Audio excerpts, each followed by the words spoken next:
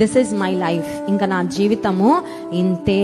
నా జీవితంలో జరిగిన సంఘటనలను బట్టి I can imagine my future. చాలాసార్లు మనతో వచ్చిన సమస్య కూడా అదే.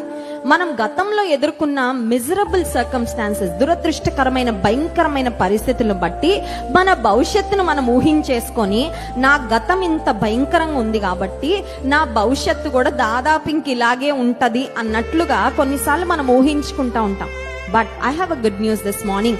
ఉదయకాల సమయంలో ఒక శుభవార్త మీకు తెలియజేయాలని ఆశిస్తున్నాను. అదేంటంటే, నీవు సజీవుడైన దేవుని, యేసుక్రీస్తు ప్రభువును ఏ విధంగా రూతు హత్తుకుందో ఆ విధంగా నువ్వు కూడా ఆయనను హత్తుకొని ఆయనను వెంబడించగలిగితే నీ యొక్క గతము నీ భవిష్యత్తును ఏ మాత్రం కూడా ఇన్ఫ్లుయెన్స్ చెయ్యదు. నమ్మిన వారి స్తోత్రం చెప్దాం. హల్లెలూయా.